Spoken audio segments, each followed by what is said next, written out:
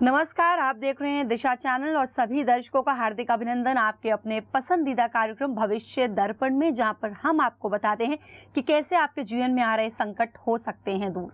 अगर हम ग्रहों की बात करें तो ग्रहों की माया अपने आप में ही समझने लायक है।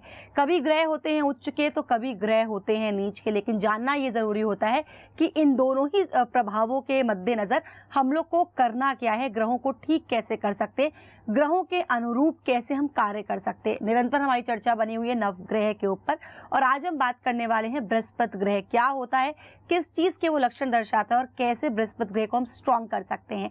अगर आपके पास है कोई भी सवाल आप कर सकते हैं कॉल, नंबर टीवी स्क्रीन पर निरंतर किए जा रहे हैं फ्लैश। और साथ ही साथ अगर आप अपनी समस्या के समाधान को विस्तार से जानना चाहते हैं, समझना चाहते हैं या आचार्य जेपी सिंह जी से आप पर्सनली मिलना चाहते हैं तो टीवी स्क्रीन से फ्लैश हो रहे उनके अपने नंबर्स पे कॉल करके अपॉइंटमेंट लेके उनसे मुलाकात कर सकते हैं।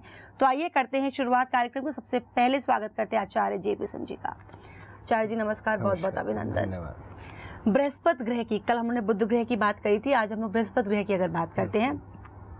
कोई भी ग्रह हो, लेकिन पहला सवाल जरूर आता है कि हर कोई अपने ग्रह को स्ट्रॉन्ग करना चाहता है, कोई भी उसके दुष्परिणाम को झेलना नहीं चाहता। बृहस्पति ग्रह रिप्रेजेंट किसको करता है? सर्वप्रथम दर्शकों सादर प्रणाम और ओम गंगणपतये नमः। बृहस्पति, बृहपति, वृद्धि के प्रति, ज्ञान के दाता। बृहस्पति हमारी पत्रिका में एक सबसे महत्वपूर्ण चीज़ ये दर्शाते हैं कि ये व्यक्ति अध्यात्म की तरफ कितनी रुचि लेता है, ये व्यक्ति अपने ज्ञान की कितनी प्रगाढ़ इसके अंदर पकड़ है। दूसरी बात एक चीज़ समझने में आती है, जब बृहस्पति बली होते हैं तो व्यक्ति ज्ञानी तो होता ही, अध्यात्म से भी जुड़ा होता है, साथ में एक चीज़ उसके अंदर देखने को और मिलती है, वह होती है उस व्यक्ति के अंदर ज्ञान के प्रति रुचि लेने की एक सबसे बड़ी जिज्ञासा। जब भी किसी व्यक्ति के अंदर ज्ञान के प्रति या कह लीजिए धर्म के प्रति जिज्ञासा होती है, निरंतर वह उसमें बढ़ता चला जाता है।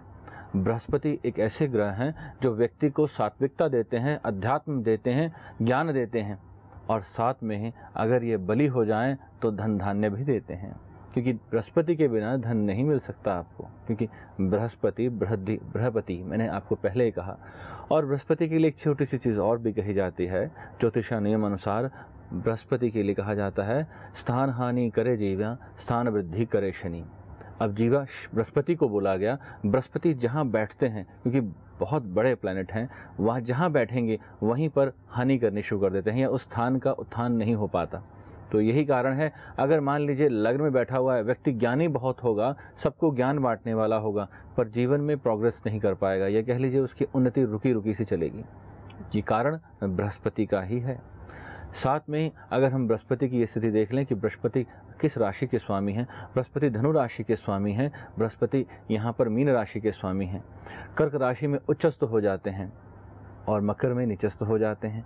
इसी साथ में जब भी ये चंद्रमा के साथ बैठते हैं तो गजकेसरी योग बना बैठते हैं, और अगर चंद्रमा के साथ इनकी स्थिति देखें तो मित्र नहीं मानते चंद्रमा को, पर वहाँ पर गजकेसरी योग बना बैठते हैं और वो गजकेसरी योग व्यक्ति को धनाढ्य बना देता है, धनवान बना देता है, और वह सिर्फ बृहस्पति की वजह से। तो ये सारी बृहस्पति की महिमा हम जो समझते हैं ये अपरंपार है कि जब भी पत्रिका में बृहस्पति कमज़ोर हुआ, व्यक्ति ज्ञान से वंचित हुआ, धन से वंचित हुआ और अपने समाज में उत्थान से वंचित हुआ। तो बृहस्पति का बली होना अति आवश्यक है, अन्यथा आपकी सारी प्रोग्रेस, आपकी सारा सक्सेस इस पे ही डिपेंड करता है। कहीं पर ये कमज़ोर हुआ तो यहाँ आप वृद्धि नहीं कर पाएंगे। बिल्कुल, साथ साथ ये देखना भी अत्यंत आवश्यक है कि कौन से ग्रह की युति किस ग्रह के साथ बैठ रही हो, कैसे उच्च स्थान पे पहुंच सकती है। चर्चा को निरंतर जारी रखेंगे, लेकिन अब बात करेंगे यमुना नगर से विशाल जी हमारे साथ जुड़े हैं। विशाल जी, कार्यक्रम में हार्दिक अभिनंदन। जिनके लिए सवाल है उनकी डेट ऑफ बर्थ पहले बताएं प्लीज। प्रणाम गुरु जी। प्रणाम जी। तो गुरु जी मैं विशाल बोल रहा हूँ यमुना नगर से, मैं अपने बारे में पता करना चाहता हूँ। जी बताएं, क्या है डेट ऑफ बर्थ?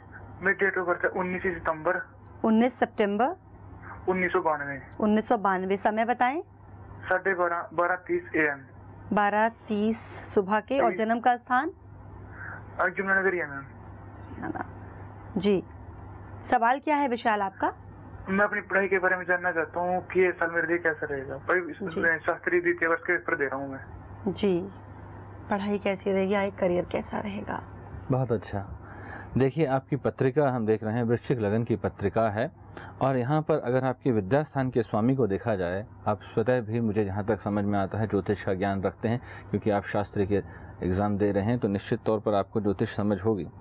तो राहु की महादशा यहाँ ये इंगित कर देती है कि यहाँ पर अड़चने जरूर आएंगी। क्यों आएंगी? क्योंकि राहु यहाँ द्वितीय भाव में बैठे हुए हैं और वो भी धनु राशि में, और पंचम भाव के स्वामी बृहस्पति हैं और राहु कहाँ बैठे हुए हैं? धनु राशि में बैठे हुए हैं। ऐसी स्थिति में जब बृहस्पति पीड़ित हुए हैं तो निश्चित तौर पर यहाँ अड़चने आएंगी।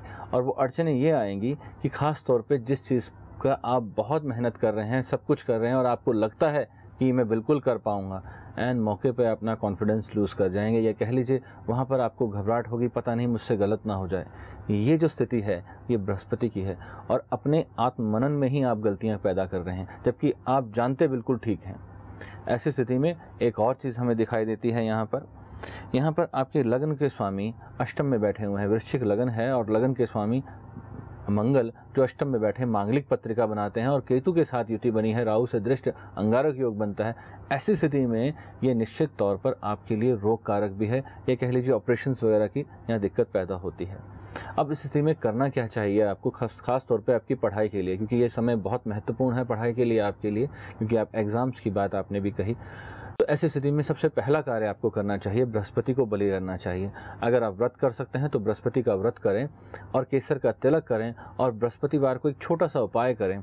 अगर किसी ब्राह्मण को 5 गुड़ की ढेली और 5 मुनक्के और साथ में जो दक्षिणा स्वरूप आप कुछ भी देना चाहें वो देकर आप वहाँ पर उनके चरण छूकर आशीर्वाद लें, तो निश्चित तौर पर ये बृहस्पति आपके बलि होंगे और ये विघ्न भी दूर होगा। फिलहाल बात करेंगे महाराष्ट्र से अनिल जी हमारे साथ जुड़े हैं। अनिल जी, कार्यक्रम में हार्दिक अभिनंदन। बताएं डेट ऑफ बर्थ क्या है, किनका लिए सवाल है आपका? जी मैडम नमस्कार। जी नमस्कार, बताएं।